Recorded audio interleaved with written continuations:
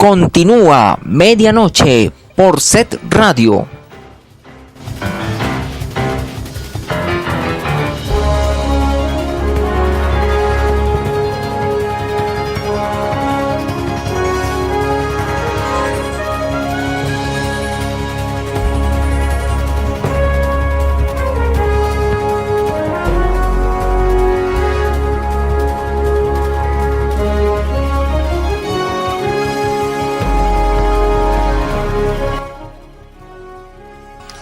Doce de la noche, 5 minutos. Gracias por continuar con nosotros. Seguimos aquí con mucha más información aquí en Medianoche.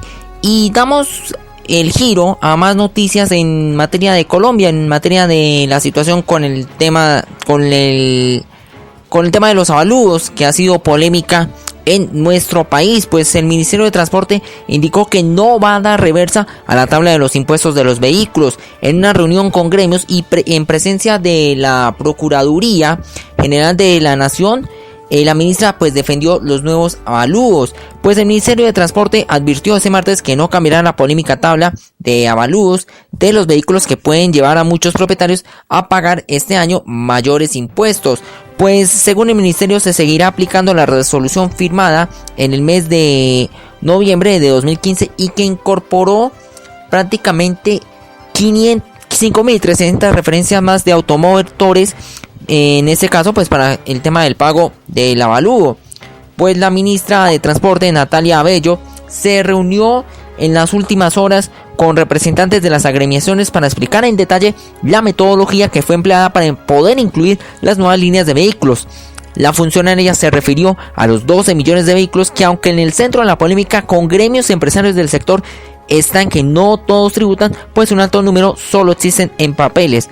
Cerca de 6.5 millones de motos además están exentas desde 1998 y no son todas totalmente las de 125 centímetros cúbicos.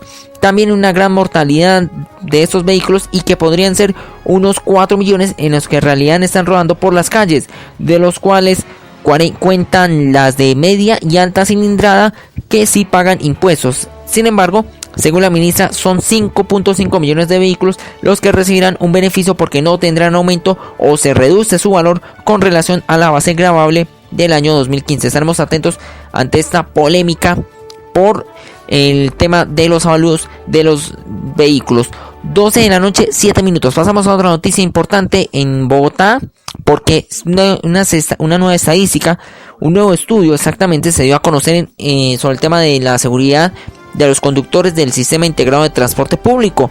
Pues en esas estadísticas se dio a conocer que 2 conductores del SITP fueron agredidos cada día en el año 2015. No es solo física la agresión, también también han sido ultrajados y también les han roto los buses. Pues durante el 2015 se registraron 129 agresiones a conductores de los buses de articulados de Transmilenio por parte de pasajeros y conductores de otros vehículos, es decir, 10 ataques por mes. Pero la cifra de agresiones contra los conductores del Sistema Integrado de Transporte Público es más preocupante. El año pasado fueron en total de 649, lo que significa 54 por mes, número que aumentó en 41 casos mensuales con respecto al año 2014. Pues la situación es que Fabián Sanabria, sociólogo y antropólogo de la Universidad Nacional, manifiesta que eso demuestra una falta de convivencia elemental, y la pregunta es ¿por qué se tiene que agredir a un transportador? Pues esto no ocurre en ningún lugar del mundo civilizado, y para él le falta civilización. Pues para José Stalin Rojas, director del Observatorio de Movilidad de la Universidad Nacional, asegura que Bogotá está latente la intolerancia en el espacio público y se ha perdido la cultura ciudadana, la percepción con respecto a los buses azules, que estos no infunden respeto y muchas veces los usuarios ven este servicio como algo negativo. Pues Sanabria sostiene que esas peleas se registran porque hay un problema de coordinación de rutas y frecuencias de los buses. Pues indicó que el sistema tiene muchas fallas, pero es un tema que se puede mejorar y es deber de la administración hacerlo de manera propia. Por su parte, Darío Hidalgo, experto en movilidad, asegura que solo una pequeña fracción de los cerca de 2 millones de usuarios de la troncal y el 1.6 millones de pasajeros del SITP llevan su comodidad a los golpes, su inconformidad sobre el servicio del sistema a los golpes. pues no es aceptable y deben existir mecanismos para sancionar social y económicamente a los agresores, sostiene el experto. Pero no solo los conductores son víctimas, también lo son los buses. Según Transmilenio, en el 2014 se presentaron 1.100 actos de vandalismo contra articulados, cifra que lastimosamente se mantuvo para 2015 con 1.103 casos. Según Transmilenio, el sistema, dependiendo de la situación que esté viviendo el conductor, debe hacer una llamada de urgencia, accionar el botón de emergencia. Lo que hace es activar el altavoz en el centro de emergencia, donde conocen la novedad. Dependiendo del tipo de agresión, se llama pues apoyo, lo que es policía o ambulancia, y el mensaje es que los conductores no deben responder a las agresiones, pero sí deben ponerse a salvo. Luego se hace una investigación de lo que pasó y de la actuación que tuvo el conductor. Si este llega a responder en la agresión, en la mayoría de los casos es expulsado del sistema previo a una investigación que se hace en coordinación con los dos operadores del sistema. Y señaló Transmilenio sobre las frecuencias. El sistema dijo que este es un tema ya que se está trabajando la administración y hace parte de sus prioridades. Estaremos atentos sobre las conclusiones y los cambios que pueda hacer ante este estudio y ante esta preocupante cifra de agresiones a los conductores del sistema integrado de transporte público en Bogotá. 12 de la noche, 10 minutos. Una noticia curiosa. Ustedes recordarán qué hacían en el año de 1996. ¿Qué hacían? Sobre qué era lo que les apasionaba en su vida? ¿Qué era lo que los llevaba a 1996? Hace 20 años. Pues bien, hace 20 años, como referencia histórica, se tiene en la referencia deportiva el duelo más increíble entre el hombre y la máquina del ajedrez. Pues ese histórico primer enfrentamiento entre Garry Kasparov y Deep Blue marcó un hito. Pues era también un 10 de febrero, pero de 1996, hace 20 años, el mundo estaba pendiente de una rivalidad, el hombre versus la máquina. Pues en Pensilvania, en los Estados Unidos, Garry Kasparov, uno de los íconos de la historia del ajedrez, quizás el mejor jugador de todos los tiempos, se enfrentaba a Deep Blue, una poderosa computadora, en un match a 6 partidas que tenía tintes de una final de mundial de fútbol. Pues, ¿cómo decirlo? Un genio contra un monstruo. Pues Kasparov fue el ungido para señalar si el ser humano podía derrotar a la máquina. Pues Kasparov nació en Bakú, en la Unión Soviética, hoy Azerbaiyán, el 13 de abril de 1963. Obtuvo la nacionalidad croata en el año 2014 y era el campeón del mundo de ajedrez de la época, título que defendió desde 1985 hasta el año 2000. Pues fue el gran maestro de ajedrez, político y escritor. Pues su rival era Deep Blue, un programa de IBM que calculaba 512 millones de jugadas por segundo. Escalofriante. IBM buscaba publicidad y resultados científicos que pudieran aplicarse en otros campos. Kasparov quería demostrar que las máquinas eran bobas, y como lo aseguró ese día antes de mover el primer peón en el tablero, dijo: el ajedrez es ante todo un arte, además de una ciencia y un deporte. La máquina solo es muy fuerte en esos dos campos y puede ser neutralizada con un riguroso entrenamiento específico.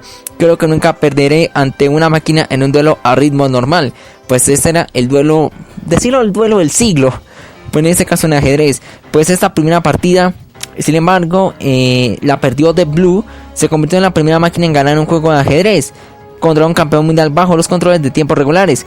Pues al día siguiente fue la revancha. Kasparov se vengó y, a pesar de que Deep Blue ofrecieron una fiera batalla, luego de 73 movimientos, el mejor ajedrecista del mundo venció cuando los programadores decidieron rendirse. La tercera y cuarta partida terminaron en tablas, pero Kasparov sacó lo mejor de su ajedrez y tomó la ventaja en el quinto enfrentamiento. El 17 de febrero el ruso confirmó su victoria. Le convenía el empate, pero Deep Blue no siguió luego el movimiento 43. Victoria 4-2 y $400,000 para el hombre. Pero llegó una revancha. Esa es la historia curiosa del día. Llegó una revancha. Pues sí, la revancha llegó un año después, en 1997.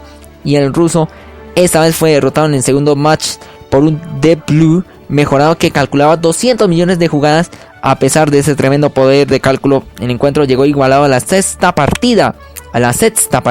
Kasparov, tras cometer un error grosero, un error humano, perdió. Y esa sería la primera vez que una máquina derrotaba en 6 enfrentamientos a un humano. Pues el mejor ajedrecista del mundo culpó de la derrota al cansancio y al descontento con la conducta de la directora del proyecto de IBM. Fue tan promocionado y tan importante el duelo que dio pie para que se realizara un documental. Fin del juego. Kasparov versus la máquina. Vencido, el ruso pidió una revancha, pero la IBM la rechazó. La historia curiosa del duelo entre el hombre y la máquina. 12 de la noche, 14 minutos. Seguimos con más información a esta hora en medianoche. Y en otra noticia, se confirmó la segunda condena al coronel retirado González del Río por falsos positivos. Un juzgado especializado de Pereira condenó a 37 años y 6 meses de prisión al coronel retirado coronel González del Río por las muertes de Javier Moreno y Janio Sepúlveda en hechos ocurridos en 2007 en Neira, Caldas. González del Río además deberá pagar una multa de 4.580 salarios mínimos y 18 años de prohibición para ejercer derechos y funciones públicas. Del Río ya completan condenas que suman 74 años de cárcel por su responsabilidad en falsos positivos y tráfico de armas para las bandas criminales. Vamos a estar atentos ante la situación y ante la medida que se toma ante esta nueva condena. Y pasamos a otra noticia, porque por las fiestas, por los carnavales de Barranquilla, aumentó la venta de huevos de iguana en Barranquilla, pues en menos de una semana las autoridades en Bolívar se incautaron más de 25.000 huevos de iguana, especie que se encuentra en vía de extinción.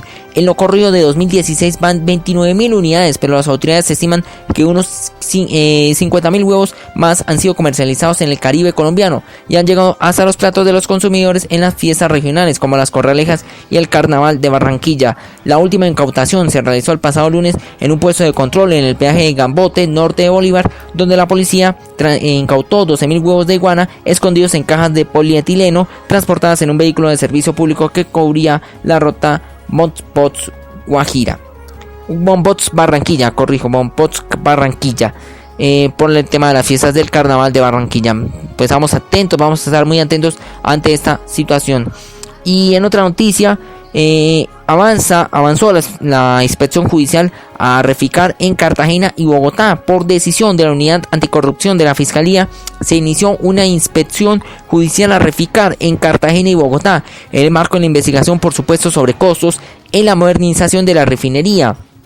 Unidades de la del CTI de la Fiscalía fueron trasladadas desde Bogotá a Cartagena para obtener información sobre la contabilidad y finanzas de la empresa. En la capital del país fueron asignados peritos contables para inspeccionar las instalaciones de la empresa en la ciudad. Según advirtió la Contraloría General, el incremento de los costos de ejecución fue de 4.023 millones de dólares, lo que llevó al proyecto demandara de recursos por 8.016 millones de dólares, luego de haber sido presupuestado en 3.993 millones al inicio del mismo, pues esto implica que el costo de la refinería, del cual el país espera que aporte un incremento del 1% del Producto Interno Bruto y 10 veces el de la industria, sería el equivalente a lo que costó la ampliación del Canal de Panamá y 1.15 veces lo que estima que costaría el metro de Bogotá. Reficar se convirtió en la planta de producción y procesamiento de combustibles más importante del país y pasó a ser una unidad de negocios de Ecopetrol a una empresa con estructura propia en Colombia. 12 de la noche, 17 minutos. Vamos a revisar las cifras, los indicadores de la economía en Colombia, lo que terminó las cifras del día en economía. Pues el dólar volvió a terminar una jornada al alza y llegó a la cifra de 3.391 pesos con 93 centavos. Por su parte, el euro terminó su jornada en 3.837 pesos con 98 centavos. Y el índice Colcap terminó también su jornada al alza en 1.196 pesos con 90 centavos. 12 de la noche, 18 minutos. Pasamos a esta hora a las noticias más importantes del mundo aquí en Medianoche.